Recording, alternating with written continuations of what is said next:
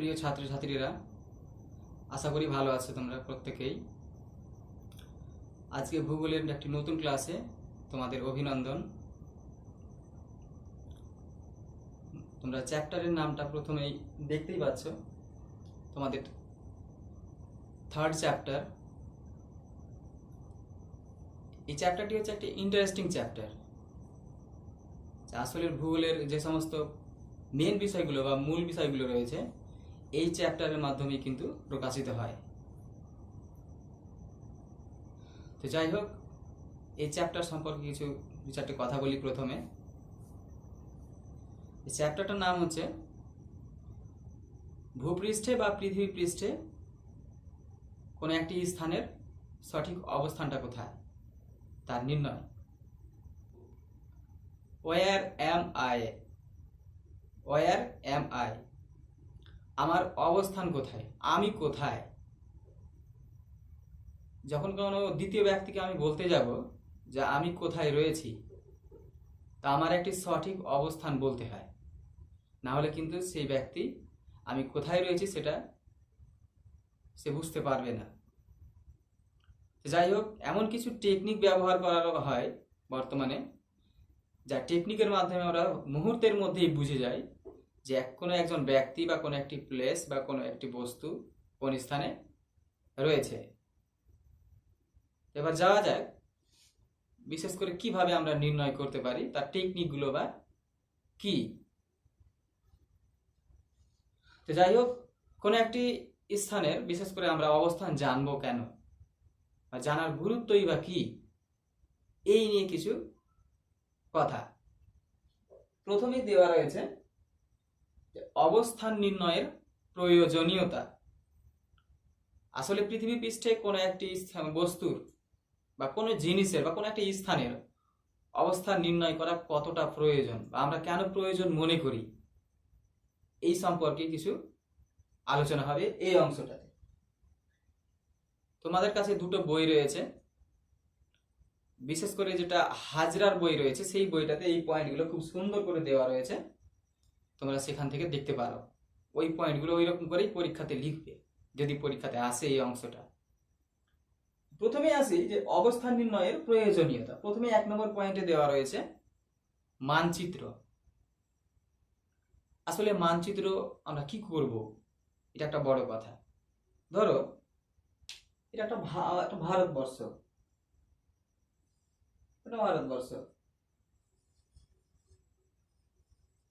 এই ভারতবর্ষে আমার অবস্থানটা কোথায়,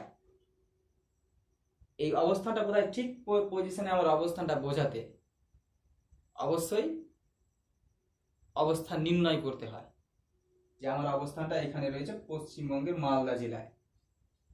কারণ ভারতবর্ষের বিশেষ করে কোথাও জনসংখ্যা বেশি রয়েছে কোথাও কম রয়েছে, এই অংশগুলো কি করে বোঝাবো কোন অবস্থানে বেশি রয়েছে কোন জায়গাতে বেশি রয়েছে।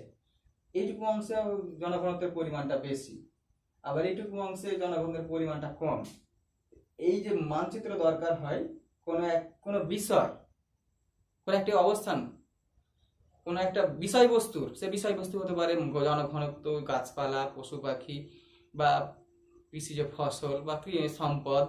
তোমরা দেখেছো বিভিন্ন ধরনের ম্যাপগুলোতে বিভিন্ন সম্পদগুলো বিভিন্ন জায়গাতে ডিস্ট্রিবিউশন করা রয়েছে, ঠিক সমভাবে ডিস্ট্রিবিউশন বা বন্টন নেই।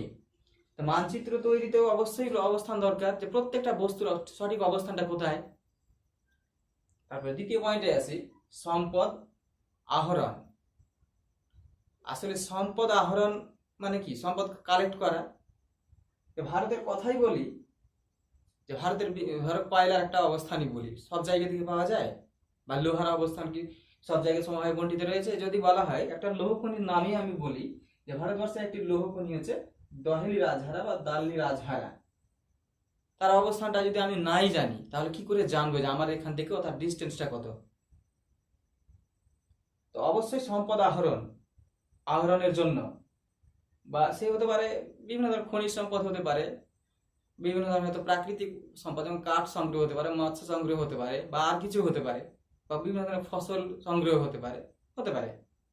আমি কোথা থেকে নিয়ে আসবো তার যদি সঠিক অবস্থানটা না জানি তাহলে কিন্তু আমার নিয়ে আসা ফলপ্রসূ হবে না। হয়তো দেখা গেলো মানে ওয়ান্ডারিং হয়ে যদি এখানে ওখানে ঘুরে বেড়াই তাহলে আমি সঠিক অবস্থানে গিয়ে পৌঁছাতেই পারবো না।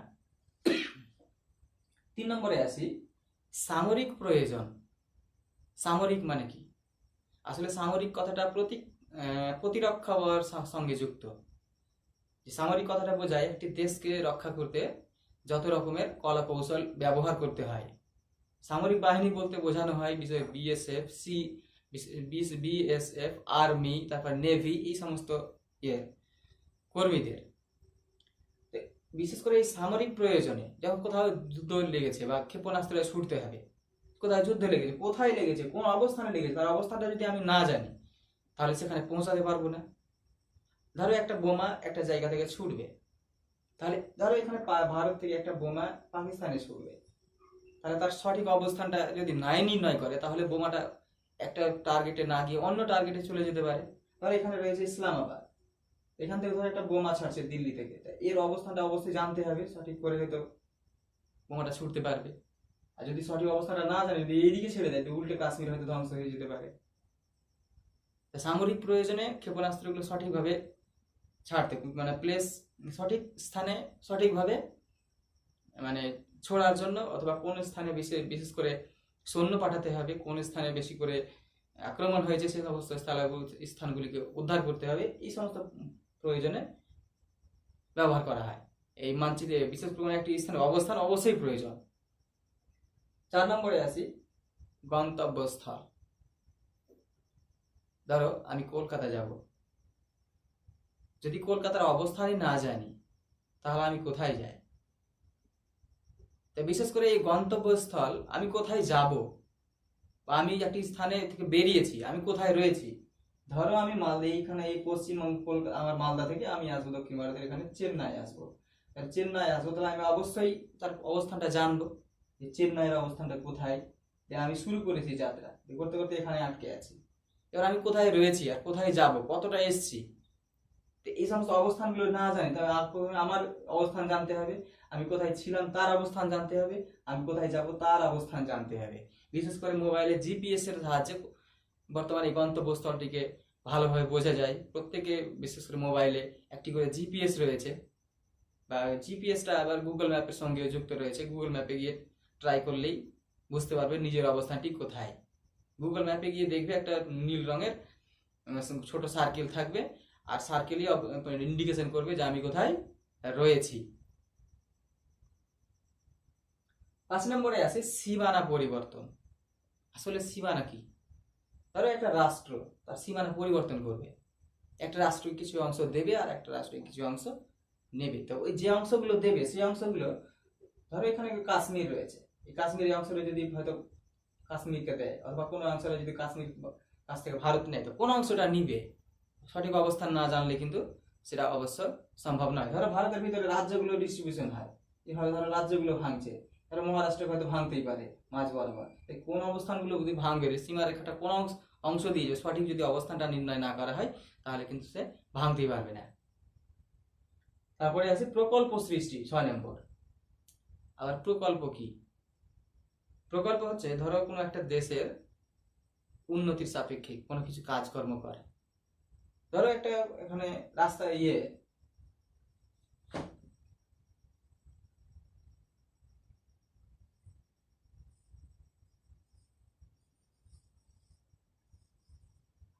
ধরো একটা ফরাক্কা ব্যারেজ এখানে রয়েছে পশ্চিমবঙ্গে, এখানে ফরাক্কা ব্যারেজ রয়েছে, ফরাক্কা ব্যারেজ তৈরি করবে। তো কোথা থেকে কোথায় তৈরি করবে, কোন স্থান থেকে কোন স্থানকে কানেক্ট করবে, তার অবস্থান নির্ণয় অবশ্যই করতে হবে। এখানে ভাকরানাগর একটি বাঁধ রয়েছে, ভাকরানাল বাঁধ ভারতবর্ষের উচ্চতম বাঁধ শতদ্রু নদীর উপর। এই বাঁধগুলোর অবস্থান যখন আমি নির্ণয় করতে যাব, প্রথমে যখন একটা প্রকল্প গড়ে তুলবে, বাঁধটা নির্মাণ করতে শুরু করবো, তার আগেই ওর অবস্থানটা আমাকে জানতে হবে, সেটি অবস্থানটি কোথায় এবং কোন অবস্থানে রয়েছে, তার পার্শ্ববর্তী স্থানে কোনো জনবসতি আছে কিনা, তারা উপকৃত হবে কি না। যখন একটা ধরো ওখানে আমি কারখানা গড়ে তুলবো, তার অবস্থানটা অবশ্যই আমাকে জানতে হবে, কোথায় করব, তা আমাকে দেখতে হবে পার্শ্ববর্তী স্থানে কোনো জনগণ আছে কিনা, আবার জনগণের চাহিদা মতো আমাকে তার কাছে সেখানকার হয়তো কারখানা তৈরি করতে হবে। তো এই অবশ্যই কোনো একটা উন্নয়নমূলক কাজকর্ম, সে হতে পারে বাঁধ, হতে পারে কোনো ধরনের ফ্যাক্টরি, হতে পারে কিছু তাপবিদ্যুৎ কেন্দ্র, জলবিদ্যুৎ কেন্দ্র বা শপিং মহল যাই হোক না কেন, অবশ্যই তার লোকেশনটা দরকার, এবং লোকেশনের সঙ্গে ওই স্থানের জনবসতির জনসংখ্যার বিশেষ করে কতটা সে উপকৃত হবে সেই অংশটাও সাথে সাথে দেখা হয়। এবারে আসি গোয়েন্দা কাজকর্মে। ইংরেজিতে বলা হয় ডিটেকটিভ। ডিটেকটিভদের কার্যকলাপ, বিশেষ করে জাসুস। জাসুসরা কি করে? বিশেষ করে যারা অপরাধী রয়েছে তাদের ধরার ব্যবস্থা করে। তো অপরাধীরা ঠিক সঠিক কোন স্থানে রয়েছে তার অবস্থানটা জানতে হয়, নাহলে কিন্তু তাকে বিশেষ করে ধরা বা তাকে নিয়ন্ত্রণে আনা খুব কষ্টসাধ্য হয়ে পড়ে বা যায় না। তো বর্তমানে এখন জাসুসদের টেকনোলজি একটু উন্নত হয়ে গেছে, তারা জিপিএস এর মাধ্যমে, মোবাইল ট্র্যাকিং এর মাধ্যমে সহজেই তার অবস্থানটা নির্ণয় করে তাকে হয়তো মানে কোনো সন্ত্রাসবাদী বা যারা হয়তো কিছু কুকর্মে লিপ্ত রয়েছে তাদের ধরার ব্যবস্থা করা হয় বা দিয়ে উপযুক্ত শাস্তির ব্যবস্থা করে। এছাড়াও আরও যে প্রচুর মানে উদ্দেশ্যে রয়েছে, যেমন ধরো কোথাও ঝড় হয়েছে বা বন্যা হয়ে গেছে, ত্রাণ সামগ্রী পাঠাতে হবে, কোন স্থানে পাঠাতে হবে, কোন স্থানে হয়েছে বেশি বিশেষ করে ক্ষয়ক্ষতি হয়েছে, বিপর্যয়গুলো কোথায় মানে বেশি করে এফেক্ট ফেলেছে, সেই সমস্ত স্থানগুলিতে পাঠাতে হবে ত্রাণ সামগ্রী। তো তার লোকেশনটা অবশ্যই জানতে হবে, না হলে কিন্তু হয় না। যাই হোক, এবারে আসি দ্বিতীয় পয়েন্ট, অবস্থান নির্ণয়ের পদ্ধতি। অবস্থান নির্ণয়ের পদ্ধতি যাওয়ার আগে দুটো কথা বলি, যে একটা বস্তুর অবস্থান, আসলে অবস্থান, জায়গা, স্থল, স্থিতি, এই কথাগুলো একটু বিভ্রান্ত ঘটায়। যেমন ইংরেজিতে বলা হয় প্লেস, তারপরে হচ্ছে সাইট, সিচুয়েশন। সাইট, সিচুয়েশন মানে অবস্থান, প্লেস মানে জায়গা, সাইট মানে স্থল, এরকম কিছু বোঝায়। তো প্রত্যেকটা কথার একটু একটু হালকা করে আলাদা মানে রয়েছে। যেমন প্লেস মানে কি? কোনো একটা জায়গা। সাইট, সাইট মানে কি? স্থল। আসলে ওই জায়গাটি কোন স্থলে রয়েছে, কোন তলে রয়েছে, ভূপৃষ্ঠের কোন তলটাতে রয়েছে। সিচুয়েশন, সে কোন অবস্থাতে রয়েছে, সে পাহাড়ে রয়েছে, সমভূমিতে রয়েছে, না সমুদ্রে রয়েছে। তো যাই হোক, এই অবস্থানগুলো, একটা বস্তুর অবস্থান কিন্তু বিশেষ করে দুই রকমের হয়। একটি হচ্ছে আপেক্ষিক অবস্থান, একটি হচ্ছে আপেক্ষিক অবস্থান, আর একটি হচ্ছে প্রকৃত অবস্থান। প্রকৃত অবস্থান, আপেক্ষিক অবস্থানটি কি রকম? ধরো বলা হয় যে টার্গেট পয়েন্ট স্কুলেরই কথা ভাবো, যে টার্গেট পয়েন্ট স্কুল থেকে বিশেষ করে কালিয়াচক কোন দিকে, এই দিক বোঝাবে। কালিয়াচক স্কুল, কালিয়াচক বিশেষ করে মার্কেটটা কোন দিকে? ধরো আমাদের পশ্চিম দিকে, প্রায় দক্ষিণ, বিশেষ করে পশ্চিম দিকে পড়ে কিছুটা অংশ। তো এইরকম মানে এটা আপেক্ষিক অবস্থান বোঝালো, প্রকৃত অবস্থান কিন্তু বোঝালোই না। ধরো এটা হচ্ছে টার্গেট পয়েন্ট স্কুল, আর কালিয়াচকের অবস্থানটা হচ্ছে এইখানে, এটা বালিয়াডাঙ্গা। এটাকে বলা হয়, এই পদ্ধতিটাকে বলা হয় আয়ত ক্ষেত্র পদ্ধতি। এখান থেকে এর দূরত্ব বোঝাবে হয়তো 20 কিলোমিটার, হয়তো এখানে 6 কিলোমিটার, এটা হয়তো 1 কিলোমিটার। এই বিষয়টা আয়তকার পদ্ধতিতে দেখানো হয়, যেটা 6 যদি দেখানো হয়, এটাকে 6 দেখানো হয়। এটা আমি বালিয়াডাঙ্গা নিশ্চিত হচ্ছে বালিয়াডাঙ্গা নাও হতে পারে আয়তকার ক্ষেত্রের পদ্ধতিতে। তো যাই হোক, এইগুলো এরকম ভাবে পরীক্ষাতে আসে না। আপেক্ষিক অবস্থান কোন একটি স্থানের দিক বা পার্শ্বে, ডান পাশে, বাম পাশে, উত্তরে, দক্ষিণে, এইরকম বোঝাবে। যদি বলা হয় ভারতের কোথায় রয়েছে বাংলাদেশ, তাহলে বলবে ভারতের পূর্ব দিকে। পাকিস্তান কোন দিকে? পশ্চিম দিকে রয়েছে, এইভাবে বোঝানো হয়, উত্তর পশ্চিমে রয়েছে। আরেকটি অবস্থান হচ্ছে প্রকৃত অবস্থান। প্রকৃত অবস্থান মানে কি? অবস্থানটাকে অবশ্যই দ্রাঘিমাংশ আর অক্ষাংশের মাধ্যমে নির্ণয় করা হয়। যদি বলা হয় মালদার অবস্থান কোথায়, প্রকৃত অবস্থান, তাহলে মালদার প্রকৃত অবস্থান 25 ডিগ্রি উত্তর, 25 ডিগ্রি নর্থ, মানে এটা অক্ষাংশ, আর প্রায় 88.5 ডিগ্রি ইস্ট, পূর্ব দিক। তাহলে এটা হচ্ছে মালদার প্রকৃত অবস্থান। আমরা প্রকৃত অবস্থান সম্পর্কে কিন্তু আলোচনা এগাবো। একটু ভেতরের দিকে যাওয়া যায়।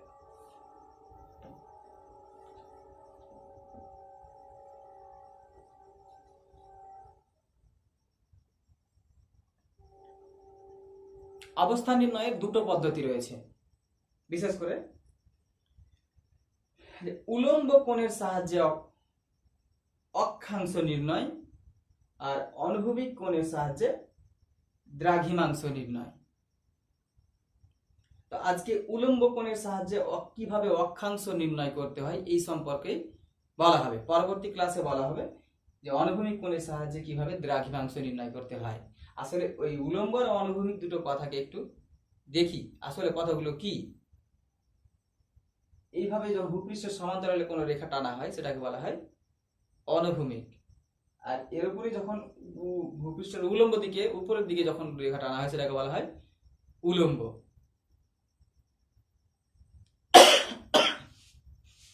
আজকে জানবো যে এই উলম্ব কোণের সাহায্যে কিভাবে অক্ষাংশ নির্ণয় করা যায়। এই অক্ষাংশ আর অক্ষরেখা সম্পর্কে আজকে আলোচনা হবে। অক্ষাংশ আর অক্ষরেখা কিন্তু এক নয়। এবার পরে দিয়ে আসি যে অক্ষাংশ আসলে কি, অক্ষাংশ কিভাবে নির্ণয় করা হয়, আর অক্ষাংশের বৈশিষ্ট্যগুলো কি। ধরো একটা কাল্পনিক পৃথিবী অঙ্কন করছি, পৃথিবী গোলক, পৃথিবীকে একটি রেখা সমান দুই ভাগে ভাগ করেছে, সেই রেখাটাকে বলা হয় নিরক্ষর রেখা।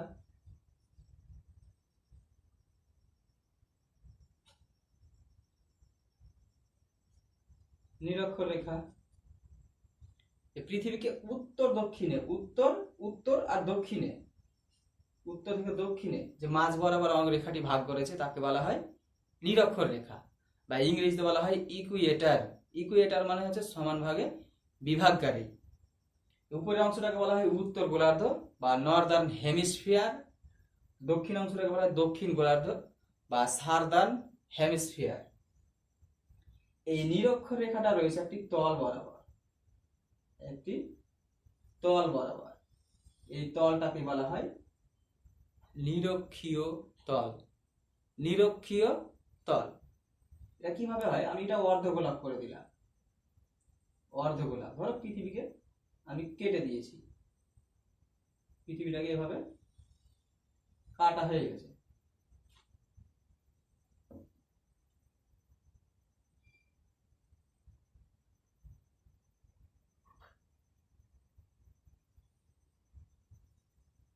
এভাবে অর্ধেক করে কাটা হয়েছে। পৃথিবীর একটা সেন্টার রয়েছে বা কেন্দ্র, যাকে বলা পৃথিবীর কেন্দ্র। এই তলটাকে বলা হয় কি নিরক্ষীয় তল। পৃথিবীটাকে গোল করে মাঝ বরাবর অর্ধেক করে কেটে দিয়ে, এটা হাফ বাটির মতো, অর্ধেক গোলকের মতো গোলক। এই পুরো এটা হচ্ছে একটা তল। এই তলটাকে বলা হয় নিরক্ষীয় তল বা ইকুটোরিয়াল প্লেন। নিরক্ষীয় তল, এই তলটাকে নিরক্ষরেখা যে তল বরাবর রয়েছে তাকে বলা হয় নিরক্ষীয় তল। এটা হচ্ছে নিরক্ষীয় তলের সেন্টার, এটা কেন্দ্র, পৃথিবীর কেন্দ্র। আর এইরকম ভাবে ঘুরে রয়েছে নিরক্ষীয় তলটা গোলাকার রূপে। এবার আমি পুরো পৃথিবীটাকে অঙ্কন করছি। পুরো পৃথিবী, এটা হচ্ছে নিরক্ষীয় তল। তো ধরো এই নিরক্ষীয় তলের একটা প্লেস আমি এই জায়গাতে নিচ্ছি, এই জায়গাটা, এটা হচ্ছে নিরক্ষীয় তল। এটা একটা সরল রেখা, কেন্দ্র দিয়ে এক প্রান্ত থেকে অপর প্রান্ত পর্যন্ত টানা হয়েছে। আমি এটা দিয়েও টানতে পারি, ওই পার দিয়ে এটাও টানা হয়েছে। তাহলে এটা হচ্ছে কি একটা বৃত্ত। দেখো এখানে চারটি কোণ উৎপন্ন হয়েছে। একটা বৃত্তের মান হচ্ছে 360 ডিগ্রি। এটা হচ্ছে নিরক্ষীয় তল, একটাই তলে, একটাই তল। তো ধরো এইরকম স্থানে আমি একটা জায়গা নিলাম, এটা পৃথিবীর এদিকে ধীরে ধীরে উত্তর দিকে যাচ্ছে, আর এদিকে পৃথিবীর ধীরে ধীরে দক্ষিণ দিকে আসছে। এটা উত্তর দিক, এটা দক্ষিণ দিক। ধরো এই পৃথিবী পৃষ্ঠে এটা যেহেতু 3 ডাইমেনশন নয়, 2 ডাইমেনশন, এই জন্য আমি সমগ্র অংশটা দেখাতে পারছি না, কেবল এক পার্শ্বটাই দেখাচ্ছি। ধরো এটা হচ্ছে নিরক্ষীয় তল, এই রেখা বরাবর, এটা পুরোটাই, পুরো অংশটাই নিরক্ষীয় তল। এটাকে আমি একই রকম ভাবে কালার করে দিই, তাহলে সুবিধা হয়। এটা নিরক্ষীয় তল। ধরো এই অংশটা রয়েছে, এই অংশটা,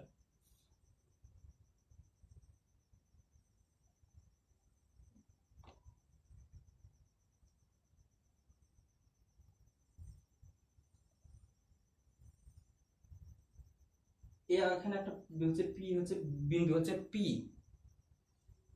আমি ধরলাম। এই বিশেষ করে এই কেন্দ্র থেকে এই পি একটি স্থানের একটি সরলরেখা দ্বারা যোগ করলাম, আর এটা হচ্ছে নিরক্ষীয় তল, এটা হচ্ছে নিরক্ষীয় তল, এটাও নিরক্ষীয় তল, এদিকে যদি টান এটাও নিরক্ষীয় তল, ওইদিকে টানলেও নিরক্ষীয় তল হবে, নিরক্ষীয় তলের উপরে দাগটা আসবে এই সরলরেখাটা। ধরো দেখো এটা হচ্ছে নিরক্ষীয় তল, এই অংশটা হচ্ছে নিরক্ষীয় তল, এটা হচ্ছে উপরিষ্ঠ কোন একটা স্থানের পি বিন্দু, পি বিন্দু থেকে কেন্দ্র পর্যন্ত একটি সরলরেখা অঙ্কন করেছি, আর এই কেন্দ্র থেকে নিরক্ষীয় তল বরাবর একটি সরলরেখা অঙ্কন করা হয়েছে। তো এইভাবে নির্ণয় করা হয় অক্ষাংশ।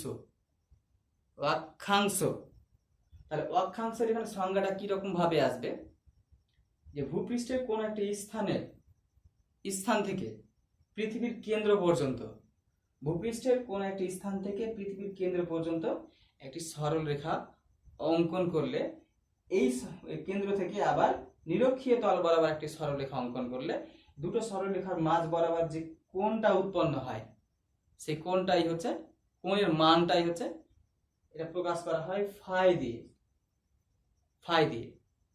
এটা হচ্ছে উলম্ব কোণ, উত্তর দিকেও মান নেওয়া যেতে পারে, দক্ষিণ দিকেও নেওয়া যেতে পারে। ধরো আমি যদি এই প্লেসটা নিই, এটা ধরো কিউ নিলাম আমি, তাহলে এখানে একটা কোণ উৎপন্ন করবে, এইভাবে কোণ উৎপন্ন করবে। ধরো এখানকার মানটা হচ্ছে ফাই, এটা 23.5 ডিগ্রি, 23.5 ডিগ্রি, এটা হবে নর্থ বা উত্তর, উপরের অংশটা। আর নিচের অংশ ধরো এটা, নিচের অংশটা হয়তো এটা 30 ডিগ্রি হবে, 30 ডিগ্রি সাউথ। তাহলে দক্ষিণ দিকে অঙ্কন করা যাবে, উত্তর দিকেও অঙ্কন করা যাবে। যদি উপরের মানগুলো আছে তাহলে বিশেষ করে নর্থ লাগানো থাকবে বা উত্তর লাগানো থাকবে, বা উত্তর অক্ষাংশ, আর নিচের গুলোতে লাগানো থাকবে দক্ষিণ অক্ষাংশ।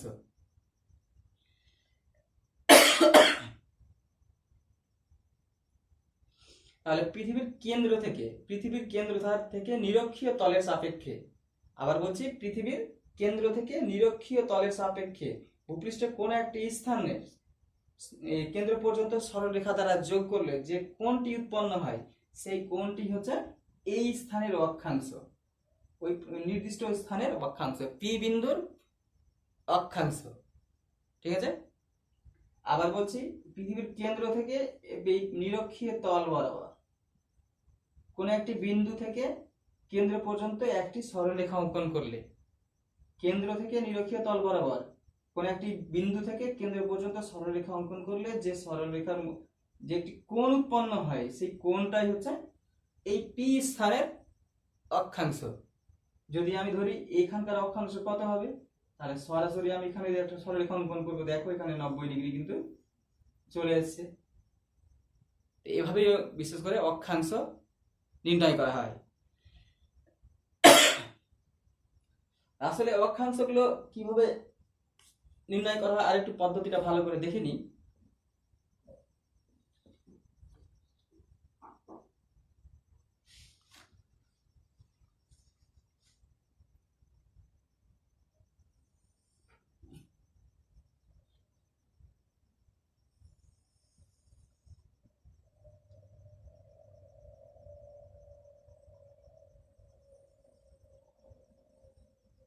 ধরো এটা পৃথিবীর কেন্দ্র,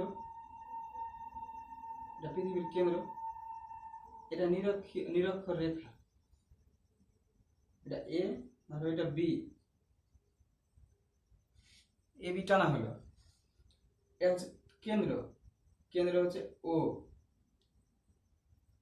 ধরো একটা প্লেস আমি এইদিকেও নিতে পারি, আমি এইদিকেও নিতে পারি। ধরো আমি এখানে নিলাম প্লেসটা, এখানে প্লেসটা নিলাম সি। তাহলে এটা হচ্ছে নিরক্ষীয় তল। এই নিরক্ষীয় সি থেকে আমি কেন্দ্র পর্যন্ত একটি সরলরেখা অঙ্কন করব। সরলরেখা অঙ্কন করলে এখানে একটা ফাই কোণ আসবে। এই কোণটা হচ্ছে কি অক্ষাংশ। ধরো এখানে কোণটা কি হয়েছে সিওবি, সিওবি কোণ ইকুয়াল টু ফাই।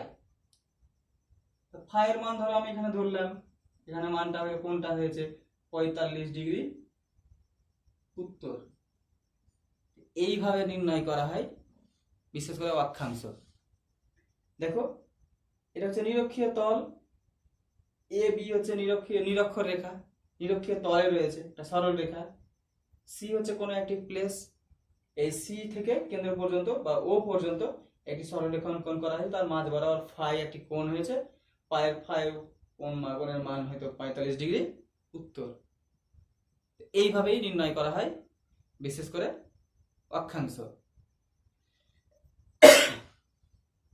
এবার আসি যে অক্ষাংশের বৈশিষ্ট্যগুলো কি। আসলে অক্ষাংশের বৈশিষ্ট্য, এই যে অক্ষাংশটা নির্ণয় করেছি, এই অক্ষাংশের কতগুলো বৈশিষ্ট্য রয়েছে। এখানেই দেখো যে অক্ষাংশগুলোকে ডিগ্রিতে দেখানো হয়েছে, সবসময় পূর্ণ ডিগ্রি নাও হতে পারে। ধরো এরকম একটি স্থানে আমি নিয়েছি পয়েন্টটা, তো ওই স্থানের মান হয়তো হতেই পারে 22 ডিগ্রি 30 মিনিট 15 সেকেন্ড, 15 সেকেন্ড। তাহলে অক্ষাংশগুলো ডিগ্রি মিনিট সেকেন্ডে দেখানো হয়, ডিগ্রি মিনিট সেকেন্ডে দেখানো হয়। অবশ্যই অক্ষাংশটি নিরক্ষীয় তলের সঙ্গে সরলরেখা বরাবর কোণ যে পরিমাপ করা হয় সেই অংশটাই ধরা হয়। যদি বলা হয় এই নিরক্ষরেখার অক্ষাংশ যদি বলা হয়, তাহলে নিরক্ষরেখার অক্ষাংশের মান কত 0 ডিগ্রি। ধরো এখানে আমি প্লেসটা নিয়েছি, তাহলে এই রেখার উপরই আসবে, ওই রেখার উপরই আসবে, তার কোণের মান আসবে 0। ধরো এটা হচ্ছে নিরক্ষীয় তল, আর নিরক্ষীয় তল বরাবরই আমি এখানে এই প্লাসটা এখানেই নিয়েছি, তাহলে তার কোণ তো উৎপন্ন হবেই না 0। তাহলে এটাও একটা বৈশিষ্ট্য যে অক্ষাংশের সর্বনিম্ন মান হচ্ছে 0 ডিগ্রি, যার নাম নিরক্ষর রেখা। অক্ষাংশের সর্বোচ্চ মান কত? অক্ষাংশের সর্বোচ্চ মান 90 ডিগ্রি। সেগুলো 90 ডিগ্রি উত্তর হতে পারে, 90 ডিগ্রি দক্ষিণও হতে পারে। এই অক্ষাংশগুলো বিশেষ করে 0 থেকে 90 ডিগ্রি পর্যন্ত হতে পারে, 0 থেকে 90 ডিগ্রি পর্যন্ত হতে পারে। আবার বলি অক্ষাংশ হচ্ছে কোনো একটি পয়েন্টের একটি নির্দিষ্ট মান, যেটা বের করা হয় এই নিরক্ষীয় তলের সাপেক্ষে। এই অক্ষাংশ অনুসারে পৃথিবীকে প্রধানত 3টি জোনে ভাগ করা হয়। এইগুলি বিশেষ করে উঁচু ক্লাসে যখন যাবে তখন কিন্তু কতগুলি কথা ব্যবহার করা হয়, উচ্চ অক্ষাংশ, মধ্য অক্ষাংশ, নিম্ন অক্ষাংশ। এই কথাগুলো কি 0 ডিগ্রি থেকে বিশেষ করে 0 ডিগ্রি থেকে 30 ডিগ্রি উত্তর ও দক্ষিণ, উত্তর ও দক্ষিণ। ধর এটা 30 ডিগ্রি, এদিকে উত্তর এদিকে দক্ষিণ। এইটুকুর মধ্যবর্তী অংশকে বলা হয় নিম্ন অক্ষাংশ। নিম্ন অক্ষাংশ অক্ষাংশের মানগুলো হচ্ছে খুবই কম। আবার আসি যে 30 থেকে 60, 30 থেকে 60 উত্তর দক্ষিণ, এগুলো হচ্ছে কি মধ্য অক্ষাংশ, এগুলো মধ্য অক্ষাংশ। আবার সেই 60 থেকে 90 পর্যন্ত হচ্ছে পুরোপুরি ভাবে এইগুলোকে বলা হয় উচ্চ অক্ষাংশ। এইভাবে অক্ষাংশগুলো কিন্তু ভাগ করা হয়ে থাকে। তো যাই হোক, এই কতগুলি বৈশিষ্ট্য সম্পর্কে আমরা অক্ষাংশের জানলাম, যে অক্ষাংশকে ডিগ্রি মিনিট সেকেন্ডে প্রকাশ করা হয়, অক্ষাংশ নিরক্ষীয় তলের সাপেক্ষে নির্ণয় করা হয়, অক্ষাংশ কোনো একটি স্থানের প্রকৃত মান, সেটা উত্তর আর দক্ষিণ হতে পারে। উত্তর গোলার্ধে উত্তরে হলে উত্তর গোলার্ধে, দক্ষিণে হলে দক্ষিণ গোলার্ধে। সর্বনিম্ন মান 0 ডিগ্রি, সর্বোচ্চ মান 90 ডিগ্রি। এই অক্ষাংশের উপর ভিত্তি করে পৃথিবীকে প্রধানত 3টি জোনে ভাগ করা হয়: নিম্ন অক্ষাংশ, মধ্য অক্ষাংশ আর উচ্চ অক্ষাংশ। দেখে বুঝতে পারছো 60 থেকে 90, 60 থেকে 90 গুলো হচ্ছে উচ্চ অক্ষাংশ।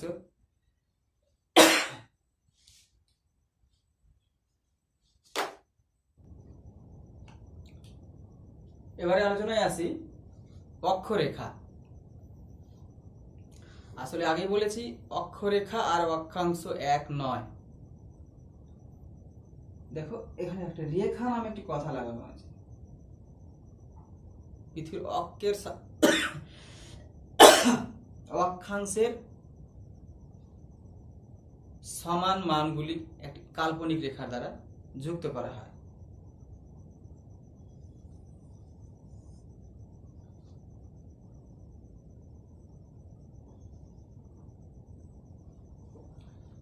ধরো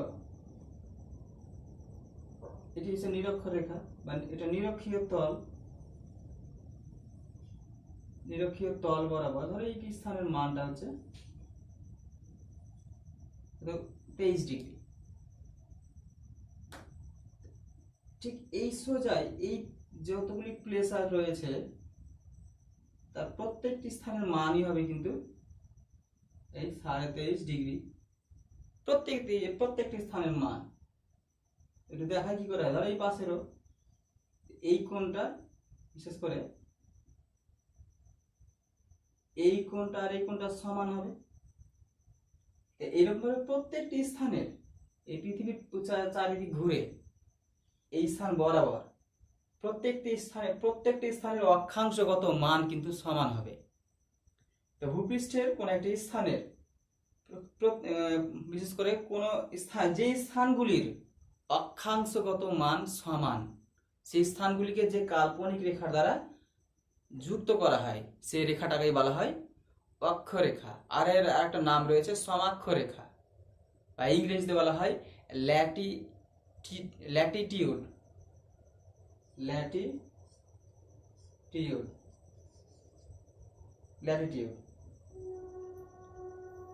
এর আরেকটা বাংলা রয়েছে, একে বলা হয় এর একটা ইংরেজি আরেকটা নাম রয়েছে, এগুলোকে বলা হয় প্যারালাল।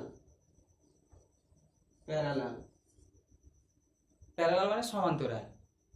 আসলে ল্যাটিটিউড আর প্যারালাল কিন্তু প্রায় কাছাকাছি। তবে ল্যাটিটিউড বলতে মান, প্রকৃত মানটাকে বোঝায়, অক্ষাংশগত মানটাকে, আর রেখাটাকে যখন বোঝাবে তখন বোঝাবে প্যারালাল। আসলে দুটোই সিমিলার মিনিং। একটাকে বোঝায় অক্ষাংশগত মানগুলো, আর একটাকে বলা হয় পুরোপুরি রেখাটাকে, যে এই রেখাটা বিশেষ করে উত্তর থেকে দক্ষিণে, পূর্ব থেকে পশ্চিমে যে রেখাটা, ধরো এটা হচ্ছে সমাক্ষ রেখা 23.5 ডিগ্রির। তাহলে অক্ষরেখা কাকে বলে? পৃথিবীর যে স্থানগুলিকে সমান অক্ষাংশ বিশিষ্ট স্থানগুলিকে যে কাল্পনিক রেখা দ্বারা যুক্ত করা হয় সেই কাল্পনিক রেখাকে বলা হয় সমাক্ষরেখা বা অক্ষরেখা। আবার এই অক্ষরেখার কিছু উল্লেখযোগ্য বৈশিষ্ট্যগুলো রয়েছে। এই বৈশিষ্ট্যগুলো সম্পর্কে তোমরা ছোট ক্লাসগুলোতে পড়েছো, 6-7 ক্লাসগুলোতে পড়েছো। আবার একটু আলোচনা হোক।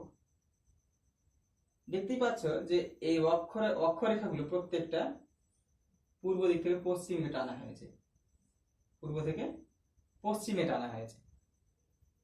বলতে পারে পূর্ব থেকে পশ্চিমে টানা হয়েছে।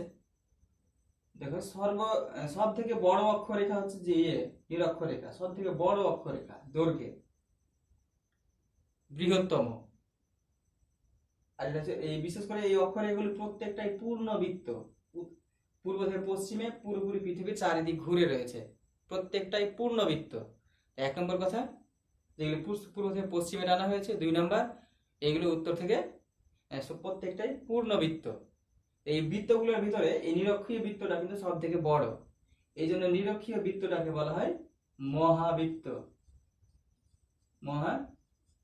কিন্তু আবার মান ফের হচ্ছে 0 ডিগ্রি। এর মান 0 ডিগ্রি, কিন্তু এই সব থেকে বড়। দেখতেই পাচ্ছ যে অক্ষরেখার দৈর্ঘ্যগুলি প্রত্যেকটা উত্তর থেকে দক্ষিণে কিন্তু ছোট হয়ে যাচ্ছে। অক্ষরেখা সব থেকে 0 ডিগ্রিটা বড়। আর আসলে এই 90 ডিগ্রি যে পয়েন্ট যে রয়েছে সেটা কিন্তু অক্ষরেখা নয়, ওটা একটা বিন্দু বা পয়েন্ট। তাহলে যদি আমি উত্তর দিকে অক্ষরেখাগুলি গুনতে যাই 1 ডিগ্রি পর পর, তাহলে কিন্তু 79টা আসবে। 1 থেকে শুরু করে 0 ডিগ্রি থেকে শুরু করে বাদ দিয়ে আমি যদি পর পর গুনি, তাহলে 89টা আসবে, 89টা আসবে। 90 ডিগ্রিটা থেকে এটা কিন্তু অক্ষরেখা নয়, এর একটি বিন্দু। ঠিক এইদিকেও আসবে 79টা 1 ডিগ্রি পর পর, আর একটা রয়েছে এই 0 ডিগ্রি। তাহলে কত হবে? টোটাল হবে 178টি। 178 আর প্লাস একটি দিয়ে 179টি। যদি বলা হয় পৃথিবীতে মোট অক্ষরেখার পরিমাণ কত, তাহলে হবে 179টি। তো এইগুলো ধীরে ধীরে দৈর্ঘ্য ছোট হয়ে যাচ্ছে। এই নিরক্ষরেখার দৈর্ঘ্য তোমরা জানো 40,000 সামথিং, 40,077 কিলোমিটার, যেটাকে বলা হয় পৃথিবীর নিরক্ষীয় পরিধি। আসলে নিরক্ষীয় পরিধিটাই নিরক্ষরেখার মানে পৃথিবীর পরিধি, নিরক্ষীয় পরিধি। আমি যদি 66.5 ডিগ্রিটাকে দেখতে যাই, তাহলে এটুকু এর দৈর্ঘ্য পৃথিবীর পূর্ব থেকে পশ্চিমে চারিদিকে ঘুরে 1600 কিলোমিটার, 1600 কিলোমিটার। আর এর হচ্ছে 40,077 কিলোমিটার। দেখে বুঝতে পারছো যে উত্তর থেকে উত্তরে বা দক্ষিণে গেলে অক্ষরেখার দৈর্ঘ্য কিন্তু কমতে থাকে। আবার একটা অক্ষরেখা থেকে একটা অক্ষরেখার দৈর্ঘ্য, একটা দূরত্ব 1 ডিগ্রি অন্তর অন্তর 100 প্রায় 10 কিলোমিটারের কাছাকাছি, 110.6 কিলোমিটার, বা কোথাও কোথাও লেখা দেখতে পাবে 111 কিলোমিটার। এবার যদি মনে রাখতে পারো একটা অক্ষরেখা থেকে একটা অক্ষর 1 ডিগ্রি অন্তর, যদি এটা যদি 23 হয়, 23.5 হয়, এটা হবে 24.5। এই 1 ডিগ্রি অক্ষরেখার দূরত্বের মান হচ্ছে 110.6 কিলোমিটার বা 111 কিলোমিটারের কাছাকাছি। দেখো প্রত্যেকটা দৈর্ঘ্য অক্ষরেখা কিন্তু পূর্ণবৃত্ত রয়েছে, পূর্ণবৃত্ত। আমরা জানি পূর্ণবৃত্তের মান 360 ডিগ্রি। তাহলে প্রত্যেকটা অক্ষরেখা 360 ডিগ্রি কোণ উৎপন্ন করে। আর এই অক্ষাংশের উপর ভিত্তি করে কিন্তু সূর্যের তাপমাত্রাও চেঞ্জ হয়ে যায় অক্ষরেখার উপরে। ধরো সূর্যের যদি নিরক্ষরেখা বলি, তাহলে এখানে তাপমাত্রা বেশি। যদি আমি 66 ডিগ্রি কাছাকাছি বা 90 ডিগ্রি কাছাকাছি অক্ষরেখার মানগুলি বলি, তাহলে তার তাপমাত্রা কিন্তু কমে যাচ্ছে। তাহলে যদি এই অক্ষরেখা বরাবর উত্তরে যায় আর দক্ষিণে যায়, তাহলে পৃথিবীর বিশেষ করে সূর্যের তাপ দেওয়ার ক্ষমতাও কিন্তু কমে যায়। এই জন্য বিশেষ করে উত্তর আর দক্ষিণে গেলে ধীরে ধীরে শীতল অনুভূত হয়, এটা একটা বলতেই পারো। আবার এই অক্ষাংশের উপর ভিত্তি করে এই বিশেষ করে পৃথিবীকে 3টি অংশে ভাগ করা হয়েছে। জলবায়ু অঞ্চলে, এটা বিশেষ করে জলবায়ু পার্সপেক্টিভে ভাগ করা হয়। তোমরা সেই নামগুলো হয়তো শুনে থাকবে, একটু দেখে নাও। ধরো এটা নিরক্ষরেখা, নিরক্ষরেখার 5 উত্তরে 5 দক্ষিণে 5, এইটুকু অংশকে বলা হয় নিরক্ষীয় অঞ্চল বা ইকুটোরিয়াল জোন। নিরক্ষীয় অঞ্চল বা ইকুটোরিয়াল জোন, এটুকু বলা হয় নিরক্ষীয় অঞ্চল। আবার এই 30 ডিগ্রি উত্তরে যখন চলে গেল আর 30 ডিগ্রি দক্ষিণ, এইটুকু অংশকে বলছে, এইটুকুর মধ্যবর্তী অংশটাকে বলছে ক্রান্তীয় অঞ্চল। ক্রান্তীয় অঞ্চল, অনেক সময় ক্রান্তীয় অঞ্চল বলতে পুরো অংশটাকে বোঝানো হয়, নিরক্ষীয় সমেত। এইটুকু অংশকে বলছে ক্রান্তীয় অঞ্চল, এটুকু ক্রান্তীয় অঞ্চল। ক্রান্তীয় অঞ্চলে যদি জলবায়ু বলতে যাই, তাহলে বুঝতেই পারছো ক্রান্তীয় অঞ্চলে সূর্যের রশ্মি কোনো না কোনো সময় লম্বভাবে কিরণ দেয়, সূর্যের পৃথিবীর কাছাকাছি তাপমাত্রা বেশি হবে, বৃষ্টিপাতের পরিমাণটাও বেশি হবে, যেহেতু জলীয় বাষ্প বেশি হয়। আবার রয়েছে এখানে 66.5 ডিগ্রি, 66.5 ডিগ্রি উত্তর আর 66.5 ডিগ্রি দক্ষিণ, এগুলো অক্ষাংশ অনুসারে ভাগ করা হয়েছে। এই জন্য এইটুকু অংশকে বলা হয় কি নাতিশীতোষ্ণ অঞ্চল, এইটুকু নাতিশীতোষ্ণ অঞ্চল। তারপরে 90 ডিগ্রি পর্যন্ত এটুকু হচ্ছে হিমমণ্ডল, এটুকু হিমমণ্ডল। তাহলে ক্রান্তীয় অঞ্চল, নাতিশীতোষ্ণ অঞ্চল আর হিমমণ্ডল, এইটুকু অংশে ভাগ করা হতে পারে। আবার এই অক্ষরেখাগুলো বিশেষ করে বিভিন্ন দেশের সীমানা বা বাউন্ডারি হিসেবেও ওই পরিচিত হয়। যেমন আমরা উত্তর কোরিয়াটা দক্ষিণ কোরিয়ার নাম শুনেছি, যে বিশেষ করে 38 ডিগ্রি প্যারালাল বা 38 ডিগ্রি উত্তর অক্ষরেখা বরাবর দুটি দেশ বিশেষ করে ভাগ করা হয়েছে বা তাদের মাঝ বরাবর অবস্থান করছে। এবং এই প্রত্যেকটা অক্ষরেখা দেখো প্রত্যেকটা কিন্তু সমান্তরাল, কেউ সমান নয়, তবে সমান হতে পারে উত্তর গোলার্ধের সেম ডিগ্রি আর দক্ষিণ গোলার্ধের সেম ডিগ্রি, এগুলো কিন্তু সমান হতে পারে, কিন্তু প্রত্যেকটাই অসমান আবার সমান্তরাল, প্রত্যেকটাই অসমান এবং সমান্তরাল। আর এই অক্ষাংশের দ্বারা বা অক্ষরেখার দ্বারা কোন একটি স্থানের বিশেষ করে জলবায়ু সম্পর্কে ধারণা পাওয়া যায়। তো যাই হোক, এই অক্ষরেখার গুলি সম্পর্কে আমরা জানলাম। আর অক্ষরেখা বিশেষ করে কৌণিক মান, এটাও বলতে পারে যে কৌণিক মানের সাপেক্ষে নির্ণয় করা হয় বলে, কিন্তু ওই অক্ষরেখা কৌণিক মানের সাপেক্ষে নির্ণয় করা হয়, এটি একটু উল্লেখযোগ্য পয়েন্ট।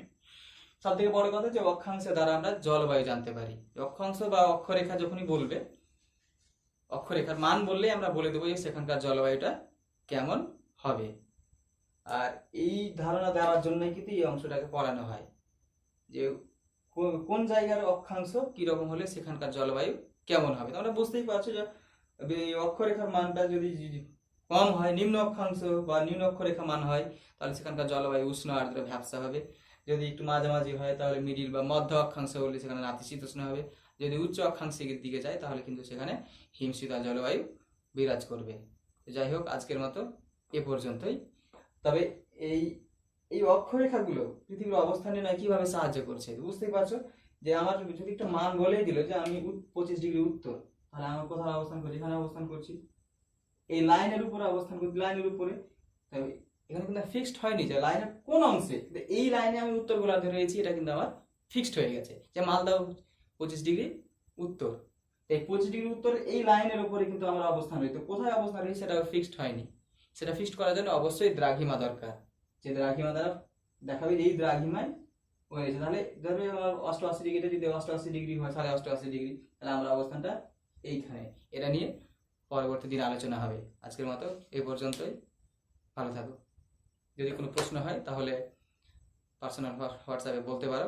এখান থেকে যে প্রশ্নগুলো তোমরা করবে সেই প্রশ্নগুলো হচ্ছে এই অবস্থা নির্ণয়ের প্রয়োজনীয়তা, কোন কোন পদ্ধতির সাহায্যে বিশেষ করে অক্ষাংশ নির্ণয় করা হয়, আর অক্ষাংশ কাকে বলে, অক্ষাংশ কিভাবে নির্ণয় করা হয়, অক্ষরেখা কাকে বলে, অক্ষরেখা কিভাবে নির্ণয় করা হয়, নিরক্ষরেখা কাকে বলে, মহাবৃত্ত কাকে বলে, আর বিশেষ করে নিরক্ষীয় তল কাকে বলে, এই সমস্ত প্রশ্নগুলো পরীক্ষাতে আসবে।